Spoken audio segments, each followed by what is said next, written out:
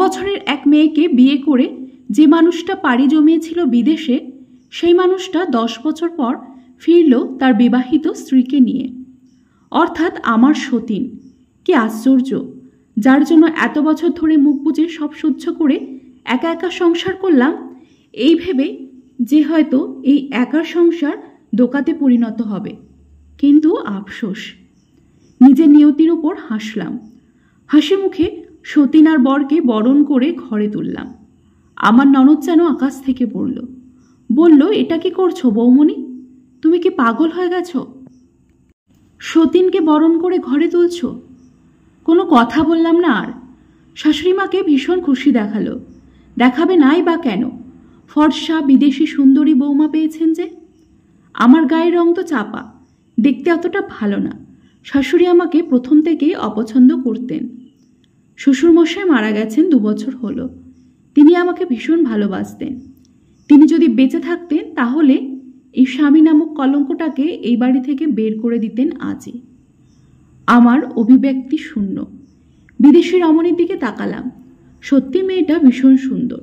বাদামি চুলের সাথে ফর্সা উজ্জ্বল গায়ের রং বেশ মানানসই। তার পাশেই লম্বা বলিষ্ঠ দেহ নিয়ে আমার স্বামী দাঁড়িয়ে আছেন, অরূপ চৌধুরী। শাশুড়িমা বেশ আপ্যায়ন করেই ঘরে তুলে বসলেন। আমি শুধু চেয়ে চেয়ে দেখলাম। বুঝলাম এই বাড়িতে আমার সময় শেষ হয়ে আসছে। আমার এই মুহূর্তেই এই বাড়ির থেকে চলে যাওয়া উচিত। সময় ব্যয় করলাম না আর। চলে গেলাম ঘরে, যে ঘরটায় এতদিন ধরে সংসার করার স্বপ্ন বুনেছিলাম।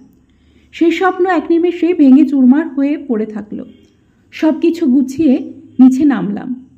আমার ননদ ইচ্ছা আমার হাতে ব্যাগপত্র দেখে বলল, কোথায় যাচ্ছ তুমি বৌমণি? এইভাবে ছেড়ে চলে যাবে না আমাদের। মৃদু হাসলাম। এতদিন যে আত্মসম্মান বোধ আমার নুইয়েছিল, সেটা জলজল করে উঠল প্রখরভাবে। বললাম, থেকেই বা কি করবো ইচ্ছা? এক বিশ্বাসঘাতকের নতুন সংসার দেখব? তার ছেলের সুরটা কানে বাঁধল অরূপের। খানিকটা রাগী স্বরেই বলল, দেখো এরা, আমাদের যখন বিয়ে হয়েছিল তখন আমাদের বিয়ের বয়স ছিল না। বিয়েটা ছিল অবৈধ, আর ওই বিয়ে আমি মানি না। আমি তো মানতাম। তোমার মানা না মানা নিয়ে আমার কোনো যায় আসে না। আমার বর্তমানে একজন স্ত্রী, আর সেটা হলো লিজা, যাকে আমি ভালোবাসি। 2 দিন পরে ধুমধাম করে রিসেপশন করব। আর হ্যাঁ, তোমাকে নিমন্ত্রণ করলাম, খেতে চলে এসো কেমন? অপমানে গা জ্বলে উঠল আমার। দৃঢ় কণ্ঠে বললাম, আমার ভাবতেই ঘৃণা ধরছে যে আপনার মতো ফালতু মানুষের জন্য আমি স্ত্রী হয়ে 12 বছর একা একা সংসারে থেকেছি। নির্লজ্জ, বিবেকহীন আপনি। আমার থেকেও তুমি বড় নির্লজ্জ। যে লোকের কথায় এক অচেনা মানুষকে বিয়ে করে ফেলে, অন্যের গলায় ঝুলতে 2 সেকেন্ড ভাবে না। আমি তোমাকে আগেই বারণ করেছিলাম, আমার তোমার ওপর কোনো ইন্টারেস্ট নেই, আর না তো তোমার বিয়ে করতে চাই। কিন্তু তুমি আমার বাবার এক কথায় রাজি হয়ে গিয়েছিলে। তুমি ওই দিন না বললে আমার বাবা কখনোই তোমার সাথে আমার বিয়ে দিত না। শাশুড়ি এবার মাঝখানে থেকে বললেন, আহা বাবু, আর কথা বলিস না। এই অলক্ষী বিদেয় হোক, দিলেই মঙ্গল। এই যে অলক্ষী, যাও, অনেক অন্ন নষ্ট করেছ, যাও তো এবার, জঞ্জাল দূর হোক। ইচ্ছে বিরোধ করে বলল, মা, এসব কি ধরনের কথা? বৌমণি এখানে শুয়ে বসে কিন্তু দিন কাটায়নি। তুমি তাকে দিয়ে অনেক কাজ করিয়েছ। মায়ের মুখে মুখে তর্ক করিস না ইচ্ছা। বড় ভাইয়ের ধমকে ইচ্ছে আর কিছু বলতে গিয়েও আমি থামিয়ে দিলাম।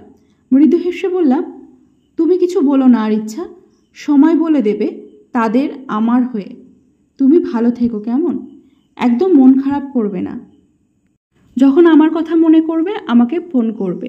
ইচ্ছা জড়িয়ে ধরে কেঁদে ফেলল। লিজা এতক্ষণ ধরে সব দেখছিল। একটা সময় গিয়ে বিরক্তির স্বরে বিড়বিড় করল, মেলোড্রামা। শাশুড়ি বলে উঠলেন, যত সব ঢং, এত তেজ আসে কোথার থেকে? অরূপ তাচ্ছিলের হাসি দিয়ে বলল, রূপ নেই, গুণ নেই, অথচ অহংকার আকাশ সমান। আমি মুচকি হেসে বললাম, আপনাকে সৃষ্টিকর্তা রূপ দিয়েছেন, গুণ দিয়েছেন, কিন্তু আফসোস একটা ভালো মন দিতে পারেনি। মনটা আপনার বড্ড কুৎসিত। আর হ্যাঁ, ডিভোর্স পেপার পাঠিয়ে দেব, সাইন করে দেবেন। আপনার মুখ আর ভবিষ্যতেও দেখতে চাই না। অরূপ প্রথিত দৃষ্টি নিয়ে তাকালো। আমি হেসে বেরিয়ে পড়লাম। জানি না কোথায় যাব, আমার গন্তব্য কোথায়, কি করব, কিন্তু এতটুকু জেদ ছিল যে আর পেছন মুড়ে তাকাবো না। অজানা ভবিষ্যতের দিকে পা বাড়ালাম। আমার কাছে টাকা আছে অল্প পরিমাণে। ভাবলাম এই শহরে আর থাকবো না। শহরের হাওয়া গায়ে লাগালে গা আমার ঝলসে যাবে, বিচ্ছিরি স্মৃতি সব উকি পারবে। আমি চাই না দুর্বল হতে। তাই স্টেশনে এসে টিকিট কেটে উঠে পড়লাম ট্রেনে। জানি না এই ট্রেন কোথায় যাচ্ছে, শুধু এইটুকুই জানি যেখানে নিয়ে চলুক অন্তত এই শহরের আবহাওয়া থেকে যেন নিস্তার পাই। কোনো রকম একটা সিট পেয়ে বসে পড়লাম। ভীষণ গরম লাগছিল, তাই চুলগুলো খোপা করে বেঁধে নিলাম। এরপর জানলার দিকে তাকিয়ে রইলাম বাইরে। ট্রেন এখনও ছাড়েনি, তবে ছাড়তে বেশি দেরি নেই। আমার বয়স এখন 21-এর কোঠায়। আমার বিয়ে হয়েছিল যখন 9 বছর বয়সে, তখন আমার স্বামীর ছিল 20 বছর। হঠাৎ করে ট্রেন ছেড়ে দিল। প্ল্যাটফর্ম ছাড়িয়ে ধীরে ধীরে ট্রেন ছাড়ছে। আমি বাইরে চেয়ে রইলাম মাথা ঠেকিয়ে।